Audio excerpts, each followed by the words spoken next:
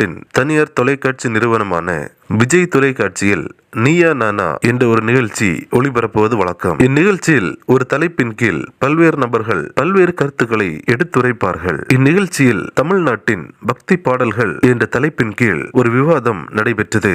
இதில் பல்வேறு மதத்திலிருந்து பல்வேறு பாடகர்கள் கலந்து கொண்டனர். இந்நிகழ்ச்சியில் காலத்தில் அழியாத கிறிஸ்தவ பாடலான தேனினிமையிலும் இயேசுவின் நாமம் திவ்ய மதுரமாமே என்ற பாடல் கிறிஸ்தவ பாடகரான சகோதரி ஷீபா அவர்களால் பாடப்பட்டு கலந்து கொண்ட சகோதரி ஒருவர் தன்னுடைய கணவர் வேலை நிமித்தமாக 1.5 ஆண்டுகளாக பிரிந்திருந்த சூழ்நிலையில் என் நண்பர்கள் இந்த பாடலை பாடி எனக்காக ஜெபம் செய்தனர் என்ற தன் கருத்தையும் பதிவு செய்திருந்தார். நம் இயேசு எவ்வளவு இன்பமானவர் என்று உணர்த்தும் இந்த பாடலை நீங்களும் கேளுங்கள்.